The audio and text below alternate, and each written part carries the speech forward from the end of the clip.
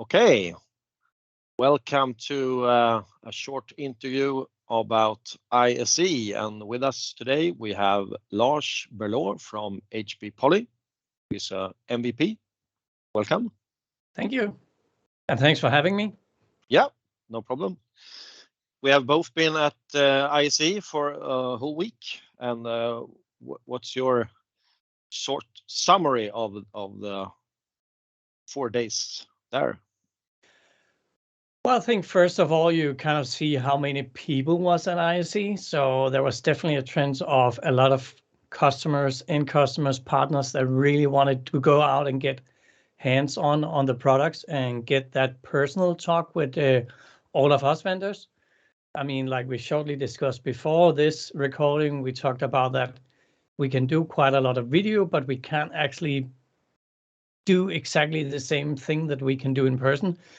So even though that I'm really happy about doing video, I mean, most of my meetings during the day, I'm still think that we need to get out and be in person. So we have that kind of more personal relationship. And as technical people, we still like to have our hands on the product to actually feel that really quality of the products. I think besides that, it was so many good discussions that we had down there, both with customers and partners. We saw a lot of new products coming out to the market. So I think that's really interesting from if I'm like taking on my MVP hat and having that side of the story is that all the different vendors will push each other to get the best to the markets. And I think that's really positive. Did you see any interesting trends? There was definitely trends about adding additional cameras into the meeting space, which I think is quite interesting, not only for the technical perspective, but also really looking into how did we used to work before pandemic. We used to be in the meeting room. We used to like have the discussion across the table. I was presenting near the screen and looking at my colleagues instead of always needed to think about where the cameras is. So I think the trend that we look into right now, at least regarding video, is that we need to take a step back and think about how did we used to work before and how can we do that on video as well. And I think one of those things is that if we are able to add additional cameras into the meeting room and making sure that we can capture the people, no matter which direction they're looking at, I think that will be a real benefit and get that equality between the meeting room and those who sit at home, I think would be so much stronger. So, I mean, during the pandemic, we were all sitting at home. We had our own little square. And then at that time, we were really equal. But now when we have additional people sitting in the meeting room, then it's really difficult to get that same feeling. So either they will be really small in the Teams call, or you will feel disconnected because you don't actually see the people's faces in the meeting room. So I think that's a really strong argument for adding additional cameras, at least in the meeting rooms where it makes sense. So I still think that we need to consider where does it make sense to add additional camera? What kind of cameras should we add and why should we add them? So I still think that we need a camera at the front of the screen. So I don't think that we will get back to that 360 degrees cameras only placed in the middle of the table. I think we will need to think of that as an additional thing inside the meeting so we can have that near capture of that person that when we have the discussion across the table, but also the camera that is in the front of the screen. So we will have that ability. So when we look at the people that's remotely, they will still have a good picture of us. Yeah, I agree. That's a really interesting feature coming up to combine the different cameras. So we'll see what happens later this year. Yeah, I think more or less every vendor is working on that. I think might be it might be a push from Microsoft, but it's basically also, I got the question, is this just because you want to sell more cameras and because it will be possible with the technology?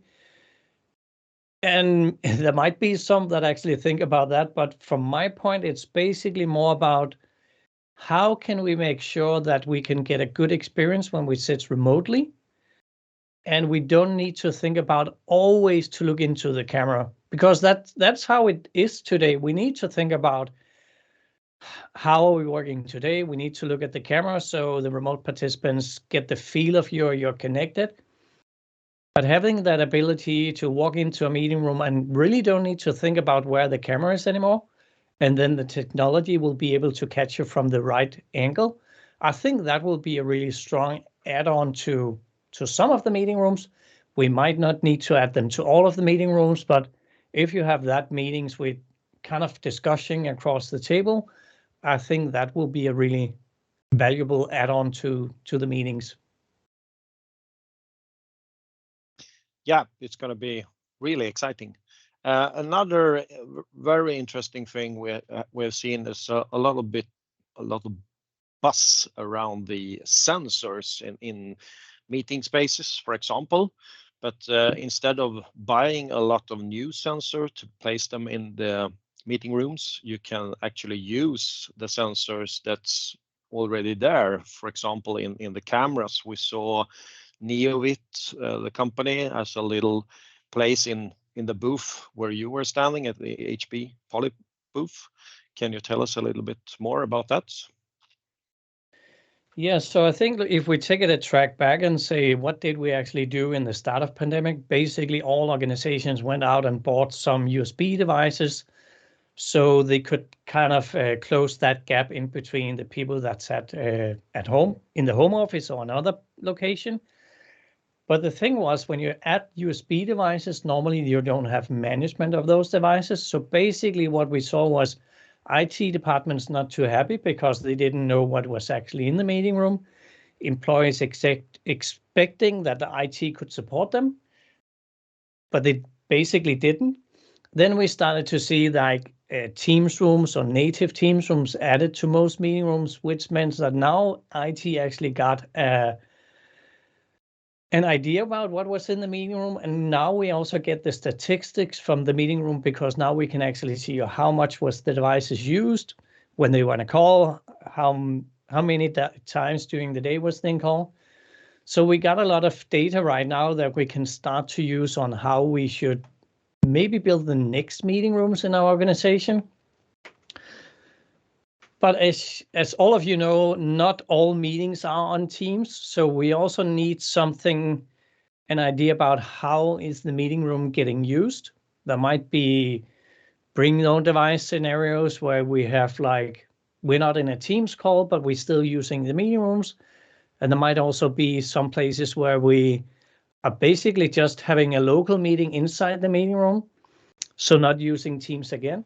But since there's sensors in a lot of the products, we have like people counting sensors. So we can actually count if there's person in the meeting rooms, no matter if it's a Teams meeting or it's just basically an ad hoc meeting. So I think that will be a really nice add-on. So instead of going out and buying additional sensors, because a lot of customers or organizations would like to have that insight, and then basically use the devices that you already have in the meeting room for people counting. It could be how is the CO2 levels in the meeting room. So you kind of get an experience about why is this meeting room being used a lot? And maybe why isn't it used after 12 o'clock? Basically because the air is getting so tight because there's so many meetings in there.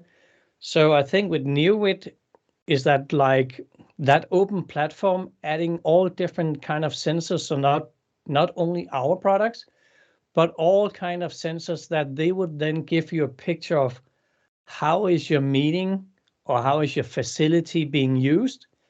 I think that is a really great add-on to a lot of organization, and especially also because like moving forward, then we get some kind of, or they have the intelligence that will then being able to predict So how is the meeting rooms being used Monday morning, Tuesday mornings, or maybe Friday afternoon?